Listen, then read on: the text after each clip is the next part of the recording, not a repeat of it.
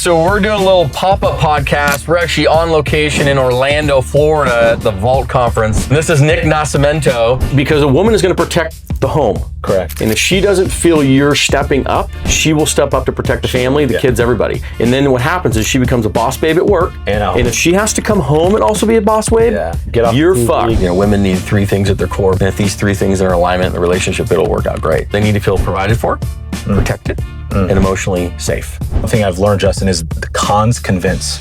So when you're straight up about the ugly very quick, you're instantly perceived differently. The secret to selling at a high level isn't being better of a communicator than other people, it's being different than other salespeople. Pornography was simply a symptom of a lack of attention in other areas of my life. And so as I gave attention to emotional health, worked on my relationships with other men, is like healthy friendships, bonding, how can I serve, right? You go through so much, you're like, I just want to help people. Dude, if I look uncomfortable, it's because I'm full and I never wear a fucking belt.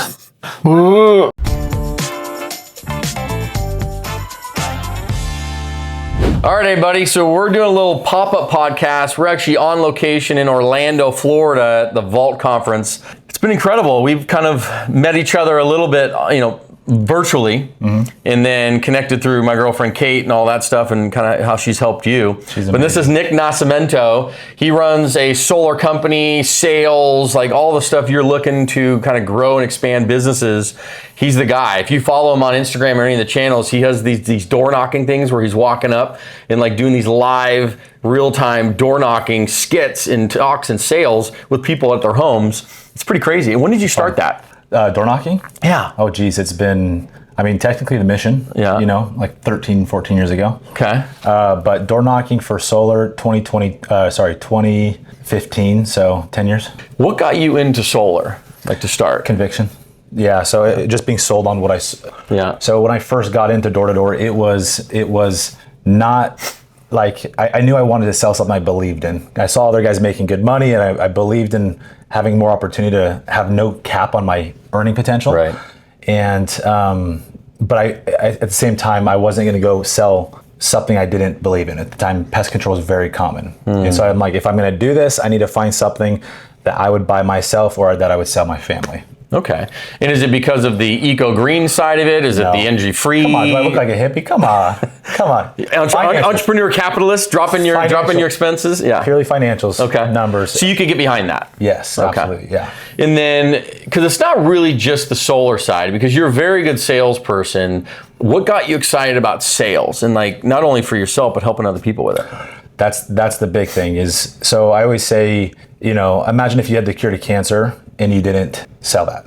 Like sales, people see it in the wrong light. They see in a different lens of like pushy or aggressive, or just win-lose situations, right? Or you have to have the gift to gab to be able to win in sales. And I've seen the complete opposite of all that. So I've seen people who don't have the gift to gab perform very well through work ethic. I've seen people who are very not pushy like myself. I can be persistent at the right time with the right conviction, right? And if the situation is a true win-win, like I will fight to help that person make the decision because I know it's gonna bless their life. If not, I'm not selling, I walk away. I walk away a ton, right? The game is picking the prospect, not selling the prospect. So, yeah.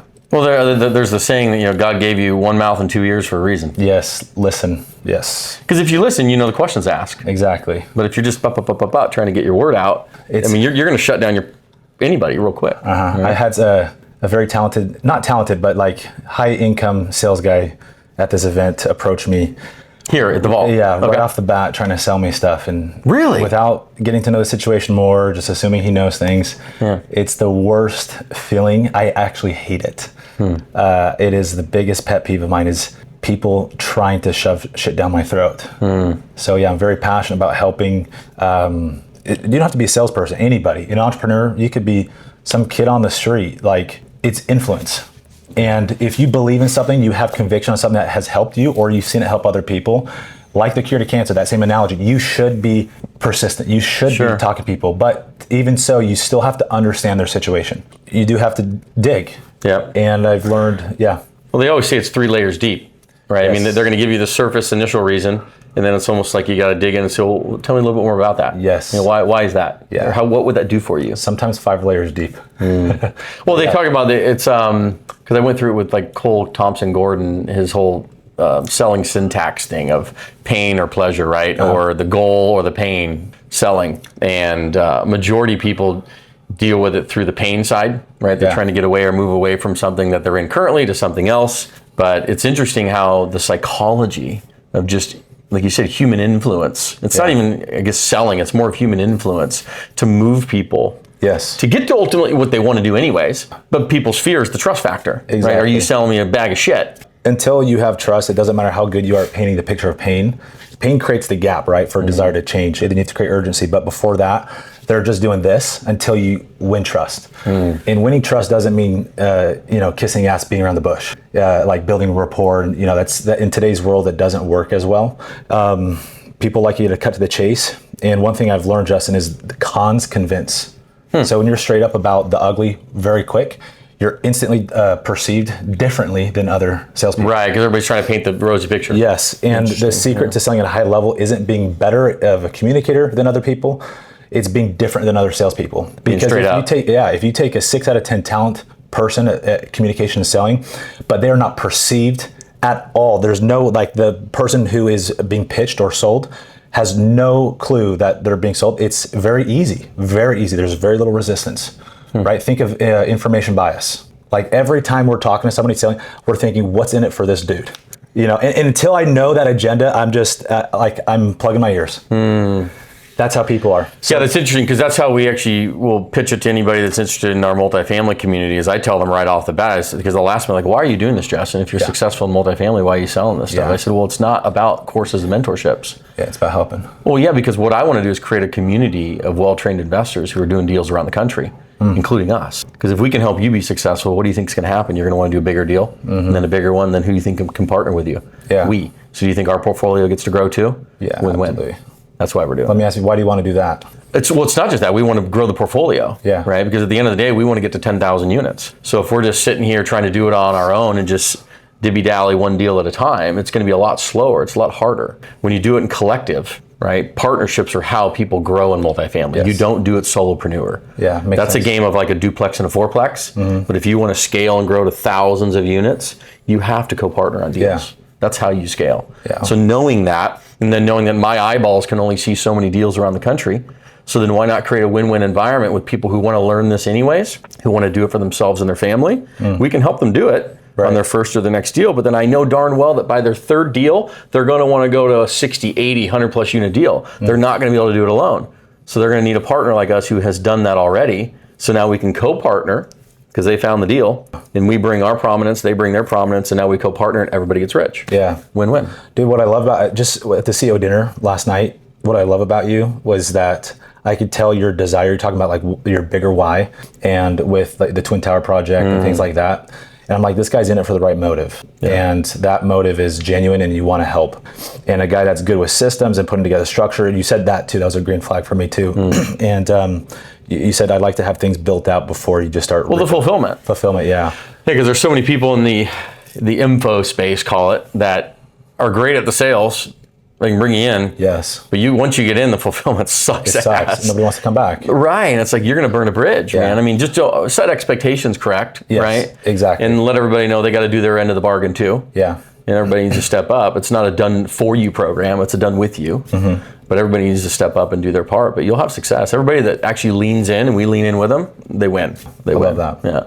But the bigger purpose is what it's all about. What is your bigger purpose? It is create change for people. So, but then making all the, so you go make $1 million. What do you do with it? I mean, obviously besides your personal family and your kids, is there a bigger passion beyond that to help others, give back, leave a legacy? Yeah, tell me about that. Time. Yeah, the focus isn't even on the money. And I believe the more you focus on a bigger mission, the faster you'll make the money with the right systems, the right people, and the right skill sets, right, and right work ethic. But it's much bigger. We have like the business goals of build Sparta, our solar organization, to 50 million over the next 4 to 7 years. Okay. That'll probably happen. Make it 4. Yeah. Well, you know what they told you? They said, I mean, if you want this to happen, no, you need to create and I'll even show you mine, dude. It's actually right here. Let's see it. This is your prayer letter to yourself. Like manifestation? Yeah, but in a different context. But it's written in the present tense. And I'll just give you a piece of it, right? This is a little vulnerable. Let's hear it. But it speaks like this. It says, "Dear God, thank you. I'm overflowing." She's speaking in the actual current tense, right? "Dear God, thank you. I'm overflowing with gratitude for the abundance and prosperity you have already placed in my life. It feels incredible to be making over $150,000 a month right now net. I feel safe, secure, and worthy knowing this provision is flowing consistently." Right, and you can just keep going down into it, but you want to talk about the exact amount of money you want to make. So you want to take it to 4 million by the exact date you want to do it by. So you got to set the intention of a date. Then you have to put in place how you're going to do it. Like, I'm going to do it through this, and this method. And then what you're going to do with the money in terms of giving back. When you make it. And if you list those 4 things in this prayer letter in the present exactly as like it's already happened or happening, and read it twice a day out loud, watch what freaking happens. I love that. One thing I learned from Napoleon Hill was the same formula. Add one part where it's the Think and Grow Rich. Think and Grow Rich, where he talks about the exact formula, then what service to get that target, because you're going to get that target and you're going to help how you're going to help people, but then to get there, what service are you going to render? Well, how are you going to do it? How are you going to do it? Yeah. So how much you're going to make, the date in which you're going to do it, the process, like I'm going to sell solar, I'm going to do this, I'm going to do this, I'm going to do this, right? And then once you have the money, how are you going to get back and help others? So, okay, I like it. But what I'm saying is, so diving in on this. Yeah. But in the process of helping to make the money, what impact are you going to give along the way? And he says, make that clear. Sure. So for me, in selling solar, and I already know you think this way, like it's in your energy, it's everything about your character. And so this is more for the audience, but when I was selling solar, like making $200,000 a month in commissions is pretty good in a state that's hard to sell, right? Yeah. The focus wasn't on my commissions, because I would have been good at, even 50K a month. I was making plenty of money. Sure. Why keep going, right? It's the same thing after a million. Like, what's next? It's not about that. It's about growth. It's about impact. And the more you can attach yourself to how is this going to impact others, the more action you'll take, the more confidence, the more certainty you have. Yeah, the bigger why. Yes, and people feel that conviction. The amygdala fires, and that's what activates in other people. They feel. So did you attach it to like, hey, if I'm selling this solar to this family, I know in my gut it's going to save them X amount per month or per year. I tracked it over 30 years. Yeah. So then therefore it's going to help their family with X amount of dollars in expenses. So therefore it's like, dude. Exactly. It's just like. So the big thing over solar is saving money over time, because of compound interest of utility rates and then locked in rate, just like a rent for mortgage, and then own versus rent, depreciation, all those things, tax credits. But over the long-term savings is typically around $75,000. Wow. In some states more, right? But that's over what, a 10 year? 30 years. 30 years. But still, that's great. It's an investment, right? And it's taking something that people don't have to spend any money on. Right. They're already throwing money away towards the utility and just reallocating it. Sure. So imagine a funnel of rent to a mortgage. Yeah. Same thing.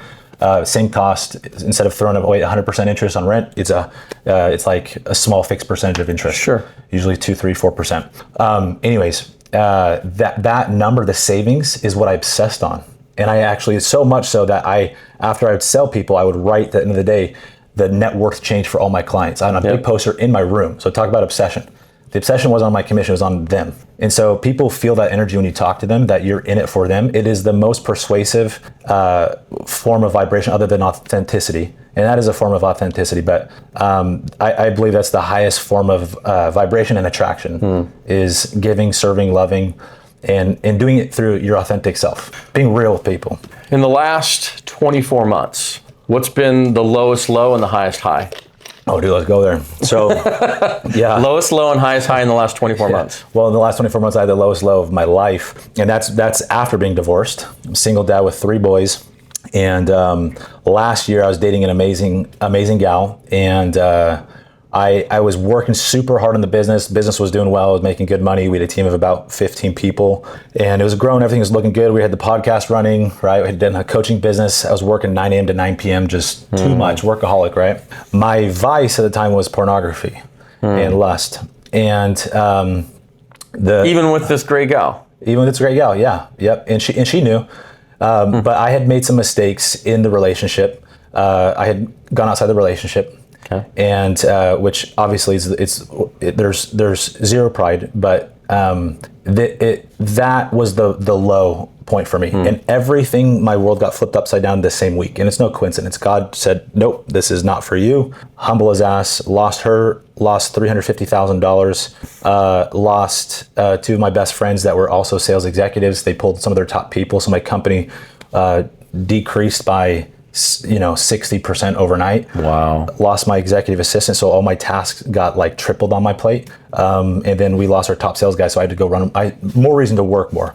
But after losing all that, after all that I've already been through, obviously humbling is like playing it low. So let me understand this. So that happens, and why did the top sales guys leave? Was it something you were doing at the company? No.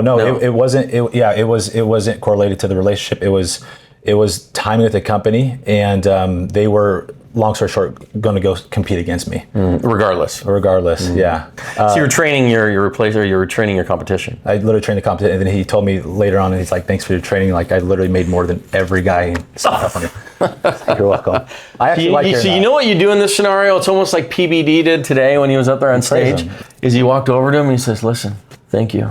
I'm going to grow a company twice the size of you, and I'm going to fucking kick your ass." That's what I was saying in the back of my mind. Outwardly, I was saying, "I love that. I'm proud of you," and I did like it, but in the back of my mind, I'm like, "Fuck you." I'm fucking coming. And now it's funny. And you do it like a silent lion, like you have no idea. Don't need to say anything. Just watch. Yeah. Like, keep my mouth shut. Just watch.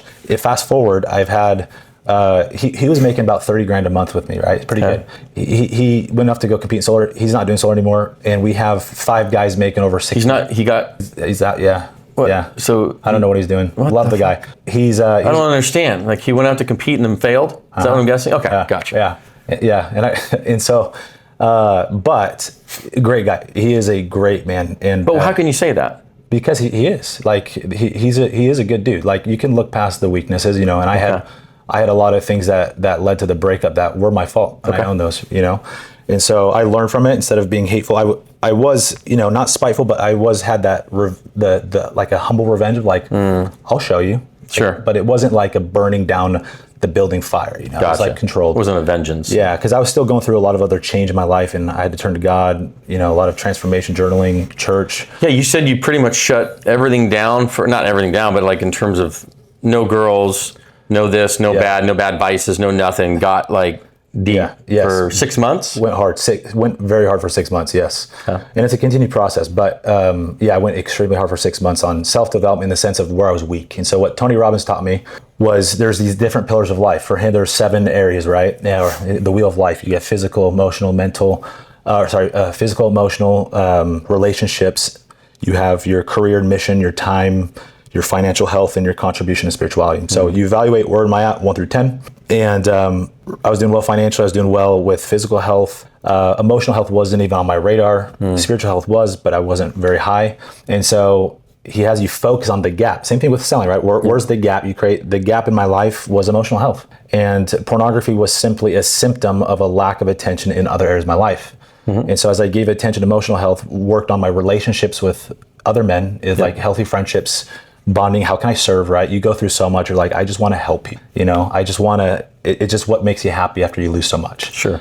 And you find yourself when you do that. And then, so at 5 a.m. to 10 a.m., I said, God, this is time for me.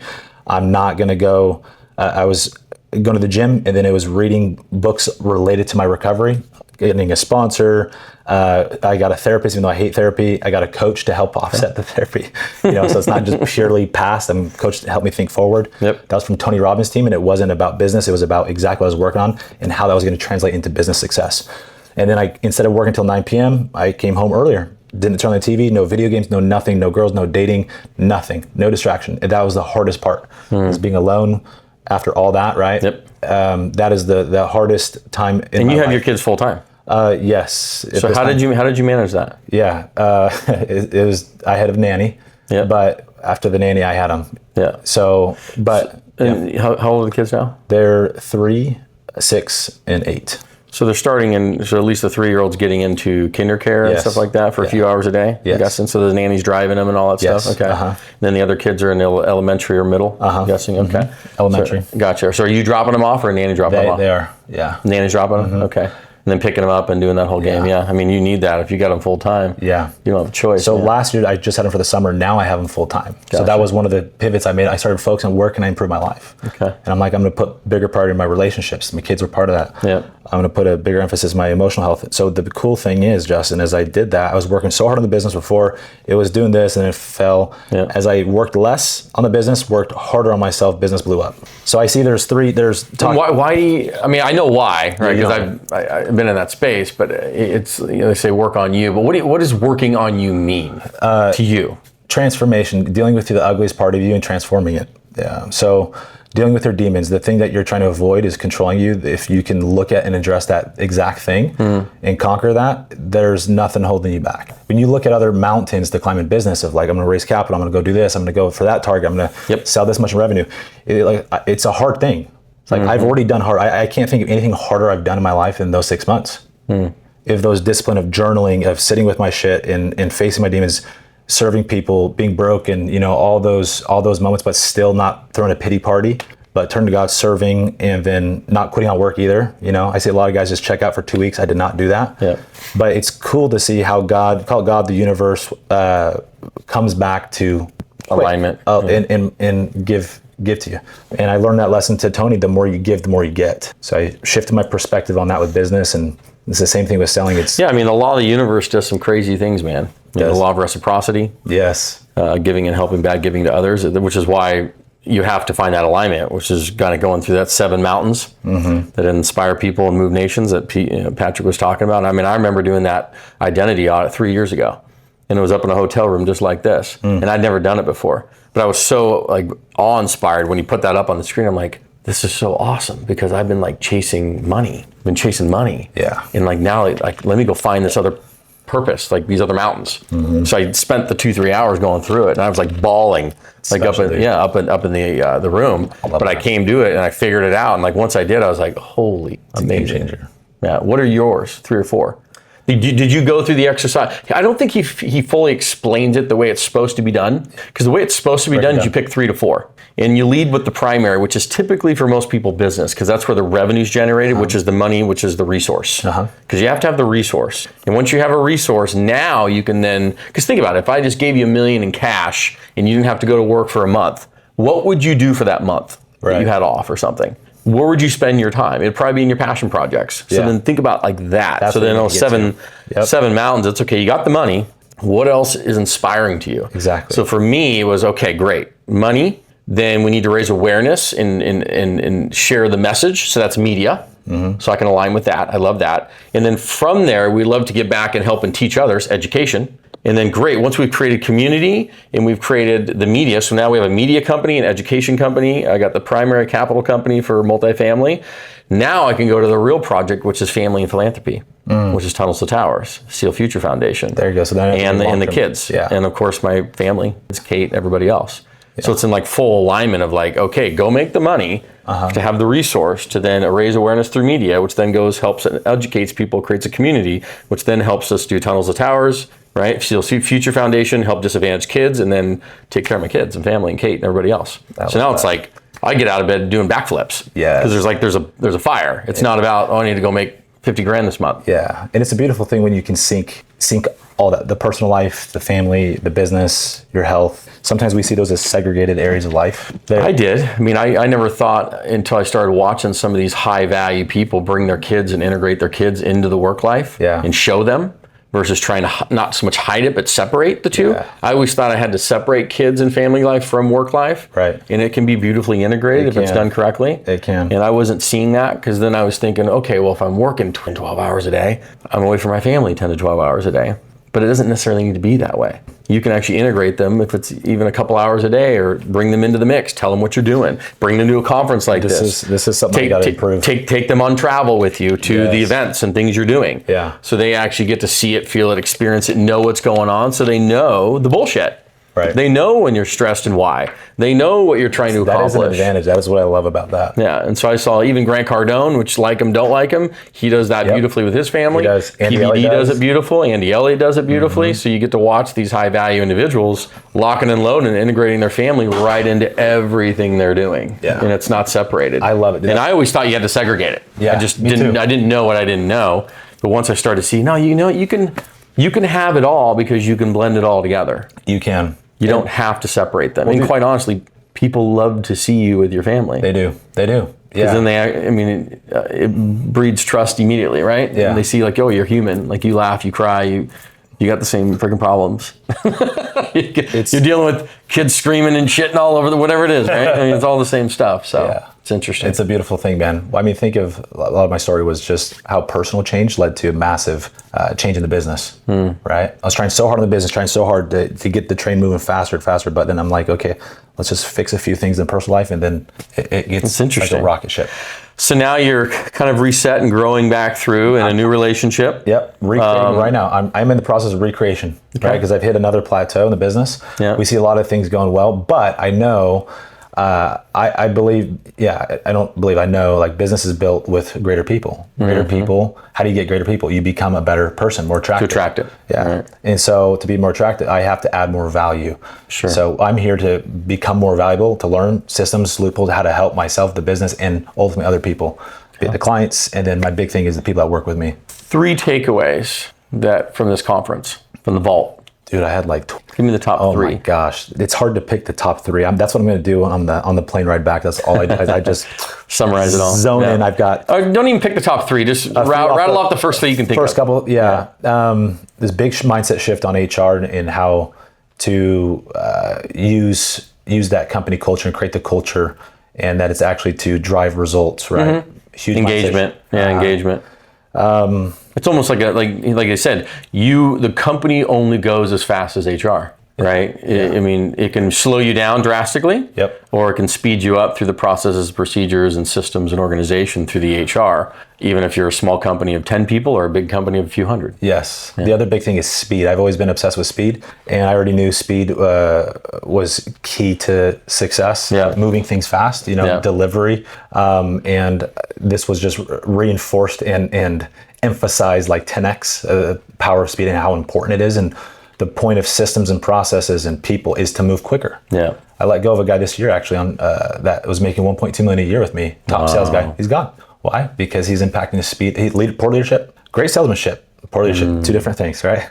But which is frustrating because you're seeing the sales, right? You're like, gosh, you're very talented. You justify. You're very talented, but you're not a team player. You're not this. You're not that, right? And so I believe in the 80-20 rule. I'm more of like the 90-10 rule. You invest 90% of my time into the top 10%. So, but there's leaders and then there's performers, right? And so that was a big takeaway too. Was like I had the right focus on self-development, but I need to push harder on leadership. It is creating leadership is how you duplicate with the right systems process, but how you multiply. Sure. And so my emphasis on leadership was pretty high. Now it is at like a pinnacle. It is marketing. It is growing myself so I can lead from the front, and then personal brand and adding value to selling one-to-many marketing. And mastering that game, and then creating leaders from within my organization. So you got events coming up, or an event, SalesCon. Talk about that real quick. So SalesCon is going to be, we have 2 of the top sales trainers in the world, Jeremy Miner. Which I'm amazed. You got Daniel. You got Jeremy. I mean, holy cow. You got is Andy Elliott coming out for that or no? He's not, no. We talked to him. He has an event going on. So it'd be fun to get Andy and Jeremy both in the same room. And then are these paid speakers or are they, okay. And then I got Sean Callaghan. Sean Callaghan's a friend. Yeah, he's just, I don't know if I should say this on camera, but I got a hookup with some of them. Well, of course, and that's how it works, right? Connections. You come to events like this, you get to meet half of them. Yes, they get to know who you are. Build relationships. They're more likely to kind of give you a little bit of a bro deal, right? They believe in something bigger. They see where you're going to go, and it's a business thing of like a long-term game, but it's also like they believe in my mission. They believe in what I'm about. And so Sean and I have that mutual belief. Sean was one of Tony's go-to guys to sell on stage. Oh, really? Incredible. He sold millions on stage. Wow. Yeah. So if Patrick ever struggles here. You said Sean Whelan? Sean Callaghan. Sean Callaghan. Yeah, not Sean Whelan, no. What have you learned about relationships over this kind of journey of reinventing yourself? The hardest part of life. But no, like with, you've been married, been divorced, been in a relationship since then. That didn't work out. Now you're in another one. What have you learned for yourself? Biggest thing for me is remove expectations is one of the big things. Remove expectations. Replace them with appreciation. Like I expected you to text me. I expected this. You can't. It creates tension and resentment. Yeah, those are called what's called covert contracts. Oh yeah, that's how you call them. That? Yeah, that's the therapist term. That is, I love that. I learned when I went through this. Covert contracts. Meaning you do something. You don't make them aware that you have an expectation, but in the back of your mind, you have a covert expectation. Yes. And when that's not met, you get disappointed, and it happens on both ends, right? Men and women. And then that leads to giving without expectations of receiving. Don't give to get. give because you love, give. But what happens is the more you give without the expectation, the more you will get. That is human nature. That is business. That's relationships. And so, did you learn anything about the masculine, feminine? Yes. Importance. Yeah, I know you're passionate about that. So polarities. Yeah. So because I see so tell many. me what you're passionate about first with it. Well, because I've seen so many men, and it's just now because I'm like fully aware of it. So you like see it from like 1,000 miles away. Yeah. And I even see a friend of mine right now that's going through a divorce, and I'm hearing him talk, and I know darn well what happened. He doesn't recognize it yet, but I've tried to share it with him in a nice tone. But you know, what's happened is a cut by 1,000 knives, and it's not like it happens overnight. No, it's slow. It's a seesaw. Yep. Right. And so in the beginning of any relationship between anyone, the seesaw is probably in your favor. Right. The masculine and feminine is in good polarity, meaning you're in the masculine, she's in the feminine. Correct. Right. And then what happens is over time, through all the testing and little things, it goes like this, even. And then what happens is you think it happens overnight, but then it goes boom. But it's like a cut by 1,000 knives. It could be years. And it's just these little things that happen. And it's like these little check things, and because we start to lose that masculine feminine balance and the polarity in the relationship, the respect goes away. The lack of admiration goes away. It does. So and then what happens is because they're not emotionally connected to you anymore, then the physical intimacy draws apart. Yes. And then men start wondering, why is she pulling away? Oh, interesting. What's happening? Like, why is she so distant? I'd be curious to hear your opinion on this. So I've seen, I see this with a lot of men leaning into their feminine in the sense without realizing it, that letting their woman step up to be the breadwinner, which is fine. There's some women that are called that want to work hard. I'm all for it. I love that.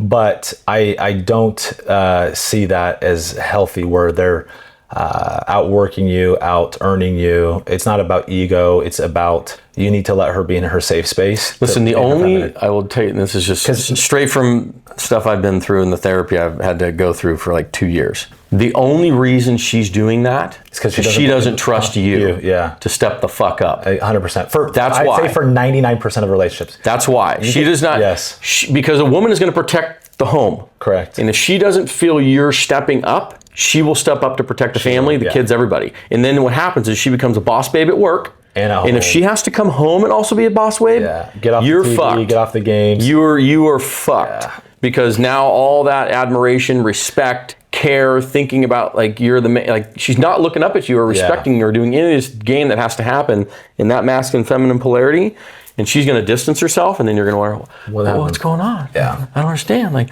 why do you want to talk to me? Exactly. Why do you want to be intimate? That's because I don't respect you. I don't admire you. I don't look up to you anymore. So now because we're not emotionally connected, I can't be physically connected. Yeah, dude. And that's just pure biology. Men need to be the leaders, the breadwinners. They need to be the man driving the car. Yes. If it's not your wife, then you have someone else driving the car. Correct. Not her. Correct. Passenger princess, right? Well, yeah, it's just you're paying for everything. Listen, you can have, and this is my mindset around this too. She can participate, right? But you're going to be the main provider. Yes. You're going to pay for 90% of stuff. Absolutely. And she's not paying for the date. First, second, third, fourth, fifth, 10th. Doesn't matter. Okay, that's not how it works. Yeah. So you should be offended if they even try. Well, yeah. I mean, you can say, listen, appreciate that, but no. Yeah. You're not going to accept that. I set the standard. I mean, listen, unless you don't want to like have an intimate relationship with your partner, go ahead and try that one. See how well it may last for a little while. Yeah. Meaning you may attract her for a few months. Yes. Or maybe even, God forbid, she marries you. But it is not going to last long term because that polarity is going to go out of whack, and it could take 3 years, 5 years, 10. Eventually, she's going to be like, adios. Yeah. Because I don't need you. Right. What I've learned is safety is important for them, and for them to feel safe and open. Right. They need the emotional connection. We want the physical more. Typically, they need to feel safe for that, like you've got it, right? Right. You need safe space for the emotional storms, financially, you know? Well, yeah, and then the therapist guy I worked with, Josh Hudson, he says, women need 3 things at their core, men need 3 things at their core. And if these 3 things are in alignment in the relationship, it'll work out great. What are the 3? So the 3 for women are they need to feel provided for, protected, and emotionally safe. There you go. Connection, right? Spot on. And the protection is not just physical protection, but like you said, I got this. Providing for, you don't necessarily need to be the sole earner, but the main earner, correct? And enough to know like, hey, bills are covered, we're good. Yeah, bills are covered, we're gonna make things happen, I'll make shit happen, right? Yeah. That kind of, and then the emotional intimacy and the emotional safety. Because if she can't feel emotionally safe, and this is where it gets effed up for most men. Because they can provide, they can protect. But 99% of men, which is why most divorces are happening, is they fall into the trap of happy wife, happy life. Yeah. Not understanding. Yeah, no. That you can't let the here's the tail thing, wag the dog. For us men, we're cool at staying at an even Steven emotional level. Right. Okay, we don't need fluctuations. We don't need that. They do. Yeah. And so what we do typically as men, let's give you a perfect case study. You adapt to it. Well, no, your wife or girlfriend comes home from work. She had a really tough day. She wants to express these feelings, right? Yeah. Whatever it is. Nancy at work did blah, whatever, all this kind of shit. And you try and solve the problem. That's the classic. Okay, and by solving the problem, you're saying, don't feel that way. I don't want you to express these emotions. And what that's saying to her subconsciously is, I'm not safe to share my emotions with him. So all now I want to do is be heard. I want to stop those feelings. So when you try and stop those feelings, then she starts to feel like, I can't share these things with him. I don't feel safe to share them with him. He wants to stop it every single time it happens. So I should just not share at all. Yeah. So now I can't be emotionally intimate with him. I don't have emotional intimacy. So because I don't have emotional intimacy, I'm not connected. And because she's not connected, then she's going to pull away physically. She's not going to desire you. Exactly it. And then all of a sudden it's a steamroll down because us men, we keep trying to solve it. Fix, solve. Because we don't realize your job is not to solve her problems. No, it's not. Try this. Next time she comes in and she's expressing emotions, listen. And then you can acknowledge it and you can amplify it, but then just listen. So the question is so after you listen, after you empathize with it, then when can you offer the advice? You say, babe, do you want my voice in my ears? Oh, there you ask permission. Yeah, you say, do you want my voice in my ears? And you can almost have that kind of talk ahead of time. Like, hey, if we ever get into something and I'm going to ask you, do you want my voice in my ears? And you tell me. That's good. So that way in the future, you get into it. You're like, babe, do you want my voice in my ears right now? And she'll tell you, like, listen, I just want your ears. Let her go through the array of emotions. Don't solve the problem. Yeah. Like literally don't solve it. Watch what happens. She'll go through it. Yes. It'll happen. And then you have to be comfortable sitting in uncomfortableness. Let her go away for a little bit of time. She'll come back to you that day or the next day and go like, I think I figured it out. Let me share with you what I'm talking about. And then she'll be like, I feel so close to you now. Yeah. And you're like, but I didn't do anything. No, you did exactly what you're supposed to. You listened. You held a safe place for those waves of emotion to come. Like my therapist guy, he said, listen, you need to be the shoreline, like at a beach. Think of it like a shore. Waves are coming. It's hitting it. Different wavelengths, different sizes, different seasons, winter, spring, fall, right? Different stuff, but the shore's always there. Yeah. It may erode a little bit with some sand and rocks and stuff like that, but it's always there. And so if you're sitting there at a shoreline, she can come at you with emotions like it's out of style, and you are the rock. You say, you just totally get it. I love it. Okay. Like, what else? Let's talk about it. Dude, it's like... But don't solve it. Do not solve it. I've made this mistake. Oh, dude, I made a mistake over and over and over again, and then not understanding, because you're a fixer. We're men. We're fixers. Yes. Not realizing that we are literally cutting ourselves by 1,000 knives, because every single time this is happening, you're subconsciously sending her a signal that I'm not safe emotionally to share this with you. Because you try and stop me every single time I share my feelings. You try and solve and stop them. Yeah. Because you don't want me to feel. And I need to feel. Yes. We don't. We're cool. We're like, dude, just keep me even, Steven. I like peace in the home. So you asked about the 3 things men need. We need supportive spouse, peace in the home. Like not a lot of crazy drama, right? Support system, right? Support, peace in the home, that type of thing, and then physical intimacy. And if those 3 things align, then we feel like, hey, we have a supportive spouse, we have peace in the home, she's not causing crazy drama and all this other stuff, and I have a crazy day at work, I don't need to come home to crazy, right? And then you get physical intimacy because you're connecting, because that's how men feel love. You connect, That's right. And then boom. That's so true. We're easy. Relatively. And women are technically easy too. They just deal with a lot more emotional stuff they got to deal with. Expand on the support role for men like that, because that could probably look different from different relationships. What's that? The support role. You said to support peace, and then. Well, yeah, because you have to have somebody who is going to see your dreams. So you got to be the spokesperson for the family. You got to share it. Babe, this is my vision. You got to lead the course. Yes. Right? No different than you do for your company. Exactly. You have to sell her the dream too. But then you better step the fuck up. You can't sell a false dream and not step up, because then it's false promises, right? And we all battle with this because you want to share all these positive things you're trying to do, but then if they don't happen, you're like, shit, right? You don't want to feel like I sold you a false dream, but you got to go make stuff happen. You do. And it's hard. Listen, man, we as men carry a big bag of rocks every day.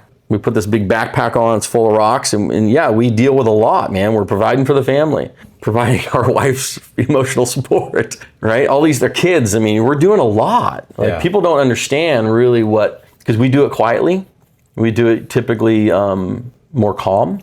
We don't, yeah, it's kind of like a quiet warrior, because we feel like if we share where it's like a sign of weakness. Almost. And it is. So if your woman ever says to you, I want you to share all your emotions. Don't just to a certain level. To a certain level. Yes, but own it though. Meaning don't tippy toe and, I'm feeling kind of like. Just own it. This is what it is. Just say, listen, I'm feeling this way right now. Yeah. And own it.